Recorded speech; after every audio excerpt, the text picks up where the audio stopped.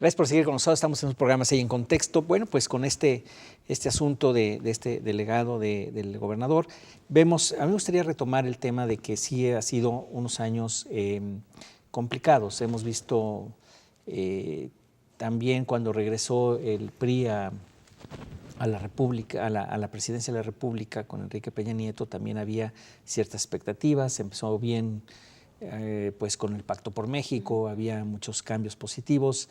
Después vino el tema de la Casa Blanca, de Ayotzinapa, como al segundo año, y ahí se acabó. Esa es la impresión que uno da. Y en ese sentido, digamos, se acabó en términos de que vino este rompimiento que mencionas, o sea, este rompimiento de la sociedad con el gobierno y la falta de confianza y las suspicacias y hasta dónde llegan y tal. ¿Hasta dónde penetra o hasta dónde se invade un ambiente de esa naturaleza digamos, en el caso de Puebla, y que eso pudo haber afectado, pregunto, lo que se hizo en el Estado? Es decir, no es tan fácil extraerse del ambiente general. Entonces la pregunta sería, ¿este ambiente general afectó a Puebla, Lilia? ¿Cómo ves tú?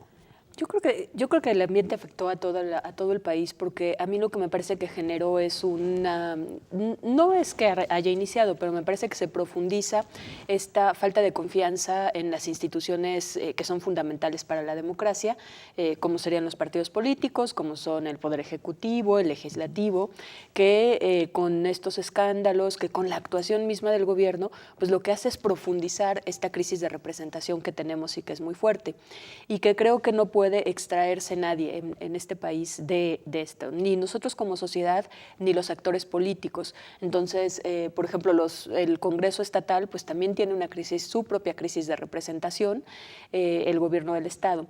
¿Qué diferencia veo? Bueno, pues creo que hay un gobernador que es muy estratégico en términos de movilización, pues digamos, de una serie de recursos para tener una imagen, y creo que eso se hace bien por todos estos elementos que decía, ¿no? Hay una incidencia muy clara en los medios, hay toda una estrategia comunicacional para posicionarlo y para presentarlo con unas características.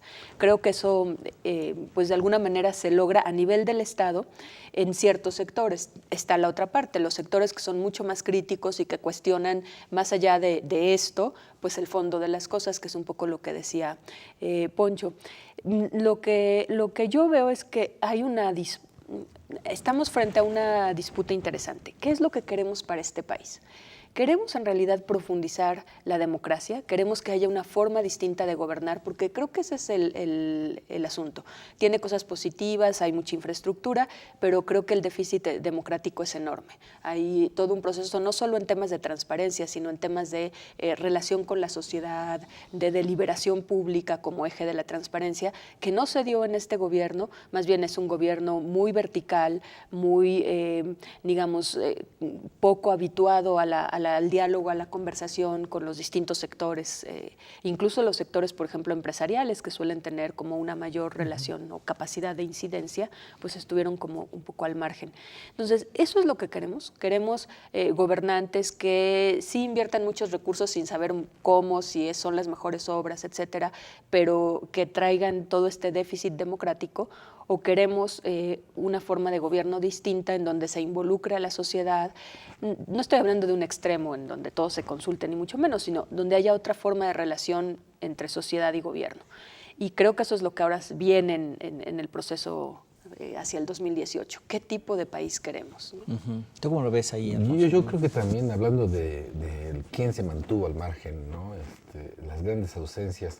Digo, nosotros queremos como ciudadanos una representación efectiva, ¿no? Un contrapeso, ¿no? Y yo creo que en todo este tiempo, si no solamente fue ausente y coadyuvó al ambiente en el que estamos en conjunto por la omisión, o incluso pues, habría que ver los casos, es el propio Congreso, ¿no? Yo extraño mucho, ¿no? ¿Dónde está el Congreso? ¿Dónde están aquellos diputados que pudieron haber alzado la voz, que pudieron haberse puesto pues la camisa de ciudadano ¿no? Y ver qué es lo que está requiriendo en términos de rendición de cuentas, de transparencia, como estamos platicando, y también de cuestiones financieras, ¿no? ¿Qué está pasando con la administración? Hablamos de un Congreso que quizá estuvo caminando timoratamente, ¿no? No sé si con miedo o qué está pasando. También como ciudadano te preguntas en dónde estaban, cómo es que pudieron haber estado en silencio todos estos años, ¿no? E incluso, pues más bien, si no hasta promotores, veías cosas extrañas en donde todos votaban a favor de algo que era totalmente raro, ¿no? Cuando veías una alianza no explícita, sino implícita, cuando había un sentido en la dirección Bueno, ¿no? el análisis que se hizo desde el CEI, ¿tú te acuerdas? Pues hablábamos de un índice de Rice, creo que se llama, yo no soy politólogo, pero según recuerdo se llama Rice, que marca el porcentaje de voto unánime en las decisiones del Congreso, y era de, si no recuerdo mal, del 98.5 del 99%. O sea, 98.5 o 99% de las veces se votaba parejo. En un solo sentido. En un solo sentido y por a todo el favor, mundo. ¿no? Y, sí, bueno, obvio, pero no había esa oposición que dices tú, no había esos balances en el propio Estado, ¿no? Perdón. No, iba a decir que, por ejemplo, sí lo vimos en el sexenio anterior. O sea, si uno veía el Congreso en el sexenio anterior, pues había liderazgos de los partidos de oposición en donde se pasaba a tribuna, se posicionaban, votaban en contra, y pues había esta diferenciación. Eso no lo vimos en este sexenio, y eso, lejos de ser positivo, como se presenta, es un asunto de déficit democrático, porque en realidad no hay contrapesos. Sí, ¿no? O sea, uno esperaría efectivamente ese contrapeso. ¿Cuál es tu función? Pues hacer contrapeso. Si no lo tienes ahí, bueno, entre las funciones, ¿no? Porque hay más funciones, ¿no? Sí, pero no estuvo. Ahora sí que, como dices tú, los dichos y los chistes, mal de muchos, consuelo de quién sabe quién. Pero vemos que eso sucede prácticamente en todos los estados del país, y sí vemos con preocupación cómo a nivel de país se ha tenido que hacer demasiadas medidas, creo yo, centralistas, ¿no? Atrayendo cosas, porque pues los gobiernos estatales se han vuelto pequeños países realmente, ya ni siquiera virreinatos, sino pequeños países que pues andan por la libre, por decir, y sin los contrapesos, que es fácil de capturar, digamos, a las otras instancias, pues eso está obligando a tener este tipo de un federalismo muy, entre comillas, digamos. Ahí nos vamos a tener que ir en un minutito más, pero quizás como para redondear entonces, un balance final, Lilia, por favor.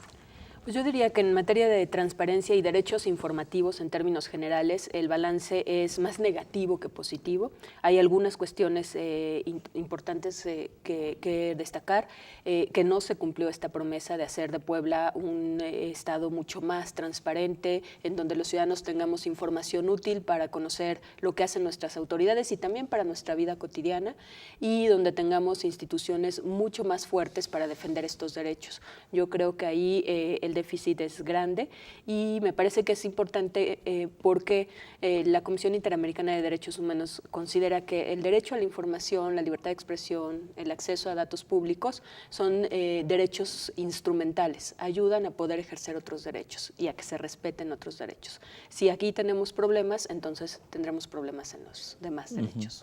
Un último punto, tenemos 40 segundos. Pues para mí el balance o la gran deuda que deja el gobierno actual es básicamente la pobreza. No es tolerable que una sociedad que se presume de moderna, ¿no? Con infraestructura de primer mundo, con museos como los que tenemos, podamos aspirar a algo si no acabamos con esta pobreza. Y la pobreza se puede acabar, como se ha demostrado en otras entidades federativas, en lapsos relativamente cortos. Entonces yo sería de la idea que el próximo Ejecutivo debería tener como sus prioridades número 1 el combate a la pobreza extrema, pero también pobreza general, pobreza alimentaria. Tiene que reducirse dramáticamente esto en los próximos años para poder tener una sociedad equitativa, igualitaria, en la que todos tengamos acceso al menos a los servicios básicos y al derecho más básico, que es la alimentación.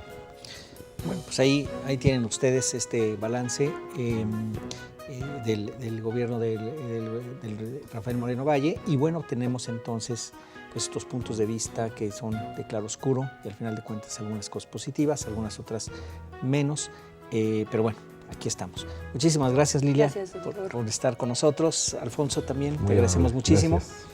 Y bueno, a todos ustedes también les agradecemos mucho su presencia. Les invitamos a la próxima edición de CEI en Contexto. Muy buenas noches.